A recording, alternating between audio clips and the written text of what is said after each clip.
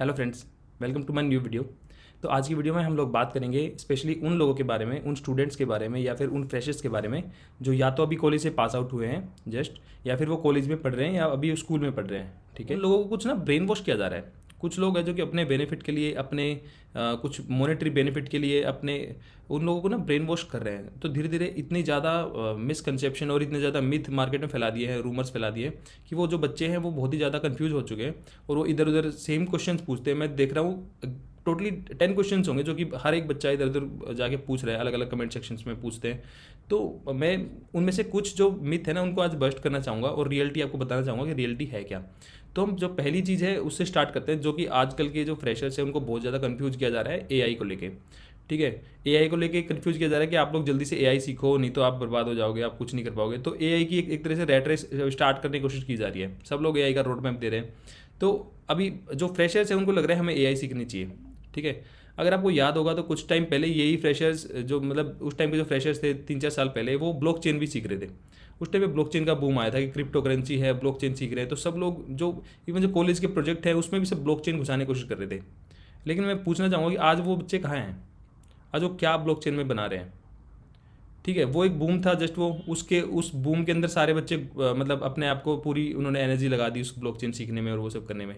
ठीक है, तो वो एक तरीका सही नहीं है। सिमिलरली अभी एआई का एक बूम बनाया जा रहा है। ठीक है, एआई नो डाउट एआई एक अच्छी चीज़ है और फ्यूचर में एआई काम आएगा। लेकिन क्या आप ये देखिए, जो फ्रेशर्स है उनको इतना एआई में भी घुसने की ज़रूरत है? वो जो अगर आप, ठीक है, अगर आप फ्रेशर हो, आप एआई सीख लोगे। ठीक है, एक साइड तो आप लोग बोलते हो कि फ्रेशर्स को कोई बैकएंड की जॉब नहीं दे रहा। ठीक है, अगर कोई बैकएंड डेवलपर है, अगर आपने जावा कर ली मान लो एग्जांपल के लिए, तो आपको कोई बैकएंड की रोल नहीं देगा फ्रेशर को, क्योंकि वो थोड़ा एक बैकएंड जो होता है वो रिस्पॉन्सिबिलिटी वाला काम होता है, थोड़ा लॉजिक बिल्डिंग होती है और वो सब, उसमें थोड़ा बिजनेस लॉजिक होता है। तो जल्दी से फ्रेशर्स को देते नहीं हो बैकएंड वाला काम। तो आपको लगता है कि आपको एआई वाला काम दे देंगे एज ए फ्रेशर? मतलब आप लोग आए एआई में, आपने कोई कोर्स कर लिया एआई का, ठीक है, उसके बाद आप सोच रहे हैं कि आपको आते ही वो एआई डेवलप करने के लिए दे देंगे जो इतना कॉम्प्लिकेटेड है कि आओ तुम फ्रेशर आओ, तुम्हें तुम्हारी तो ज़रूरत ही हमें एआई बनाने में, है ना? तो और अगर एआई का कल को कुछ आया, जैसे आप देखोगे एआई के लिए ना कोई भी जो सीनियर है या एक्सपीरियंस लोग हैं वो कोई भी टेंशन नहीं ले रहा। जैसे हम लोग हैं, हम लोग मार्केट में जॉब कर रहे हैं अभी, ठीक है, इतने सालों से हम लोग कोई भी टेंशन नहीं ले रहा है एआई के बारे में। किसी को मतलब ही नहीं है, क्योंकि हमें पता है कि जब ये साइकिल चेंज होगा, जब एआई आएगा उसके रिलेटेड कुछ फ्रेमवर्क्स आएंगे या कुछ भी जो भी आएगा वो उस टाइम पे हम करेंगे। लेकिन फ्रेशर्स को ज़्यादा जल्दी है वो चीज़ करने की। तो एआई में अगर आप घुस जाओगे, मान लो ठीक है कल को कुछ आता है एआई से रिलेटेड, तो आपको क्या लगता है कि जो जो सीनियर्स हैं, जो एक्सपीरियंस लोग हैं, वो क्या अपना हाथ पे हाथ धर के बैठेंगे? आप लोग अगर कुछ एआई का जॉब निकलने लगी तो हम लोग क्या करेंगे? हम लोग नहीं सीखेंगे आपसे पहले एआई? या अब अगर मैं 12 साल एक्सपीरियंस हूँ और मैं एआई सीख लेता हूँ, ठीक है, आप मान लो 6 मंथ में सीखोगे, मैं हो सकता है उसको 2 महीने में सीख लूँ, तो आप कंपनी मेरे को ज़्यादा प्रीफर करेगी या आपको ज़्यादा प्रीफर करेगी? ऐसा तो नहीं है कि आप लोग सीख पाओगे और हम लोग नहीं सीख पाएंगे, है ना? तो आप लोग ने गलत जगह पे कम्पीट कर रहे हो बेसिकली।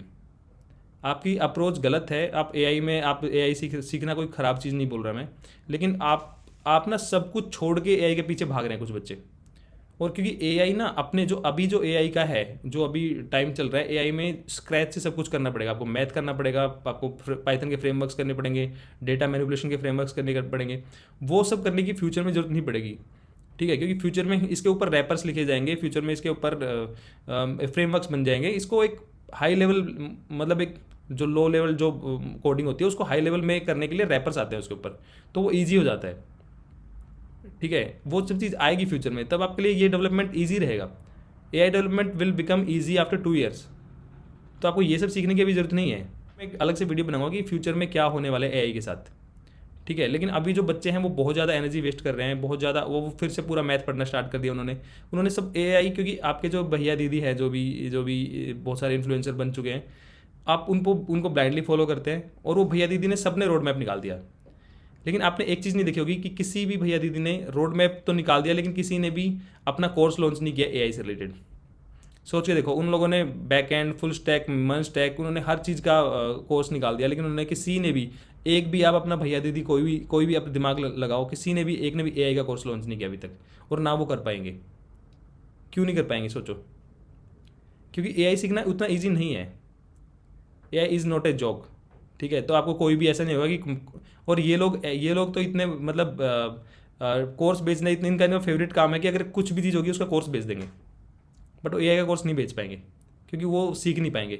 या तो हाँ, वो हो सकता है कि वो अपने चैनल पे एआई एक्सपर्ट को बुला के उससे कोर्स बनवा ले, लेकिन वो खुद सीख के कभी नहीं कर पाएंगे क्योंकि इसकी लर्निंग करना बहुत ज़्यादा है। तो कहने का मतलब ये है कि जो जो आप लोग जो एफर्ट लगा रहे हैं ना, कुछ लोग एआई के पीछे भी भाग रहे हैं, उतनी एफर्ट आपको करने की जरूरत नहीं पड़ेगी। फ्यूचर में चीज़ें एआई ईजी मतलब एआई जो आया है वो लोगों की लाइफ ईजी करने के लिए आया है। अगर आपको मैथ पढ़ना पड़े, सब कुछ फिर से पढ़ना पड़े, तो एआई का फ़ायदा क्या है? उससे अच्छा तो हम वेबसाइट वैसे बना रहे हैं।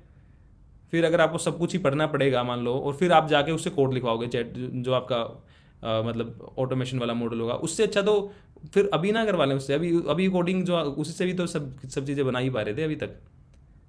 तो चीज़ें इजी होने का टाइम दो, थोड़ा सा उसको कूल डाउन होने दो। अभी किसी को नहीं पता। अभी मैं इन्फोसिस के सीईओ का देख रहा था, मैं मतलब सारे जो लीडर्स हैं, वर्ल्ड लीडर्स हैं या फिर टेक्निकल में जो लीड कर रहे हैं इंडस्ट्री को, मैं उनको इंटरव्यू सुन रहा था कि एआई के बारे में कुछ मेरे को पता चले। किसी को कोई आइडिया नहीं है, सब गोलमोल बात कर रहे हैं एआई के बारे में। किसी को अभी तक कोई ऐसा आइडिया नहीं है, समझ रहे हो? तो अभी एआई में ज़्यादा घुसने की जरूरत नहीं है। आई पे अभी टाइम वेस्ट मत करो। एआई को थोड़ा कूल डाउन होने दो, इसके अराउंड एक सम टेक्नोलॉजीज आप बिल्ड होने दो, और इसके अराउंड थोड़ी एक चीज़ें आने दो, सेटल होने दो इसको, टेक्नोलॉजी को।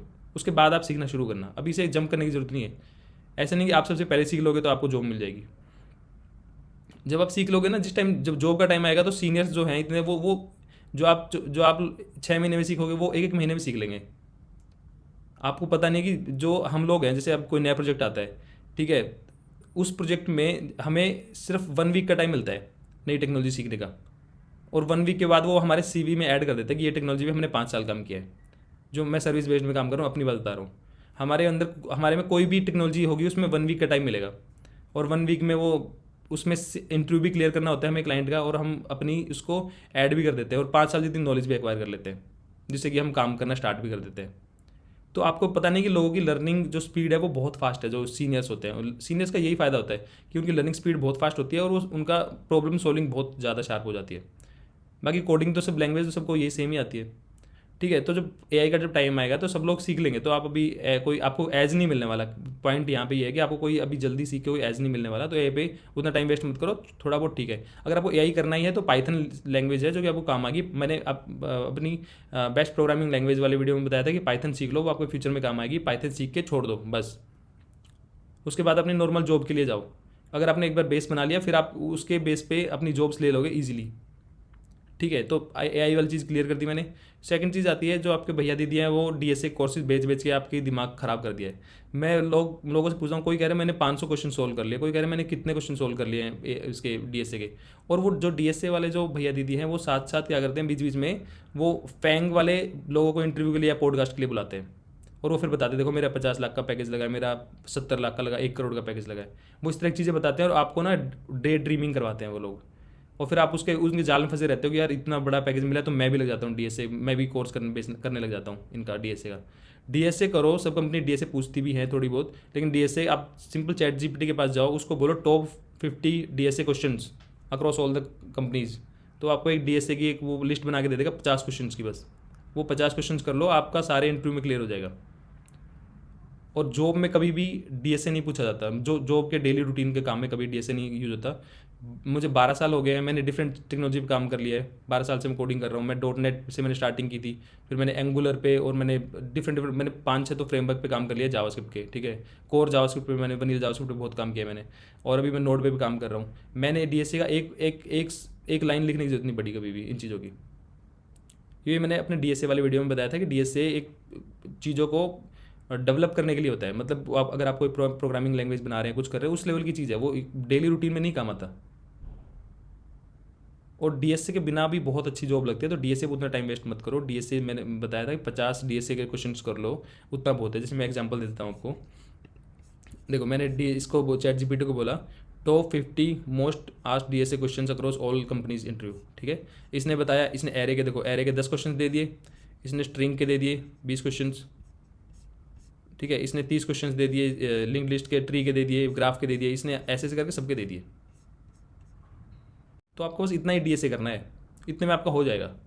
50-100 वो गीक्स बाय गीक्स, वो जो उनके सीईओ जो आए थे, वो कहते हैं 5000 क्वेश्चन। अगर आप किसी ने 1000 क्वेश्चन किए हैं और किसी ने अगर 2000 किए हैं, तो 2000 वाले के चांस ज़्यादा है। मैं हैरान हो गया कि यार 1000 क्वेश्चन कोई कैसे कर सकता है डीएसए के, और वो चीज़ आपको याद रहेगी।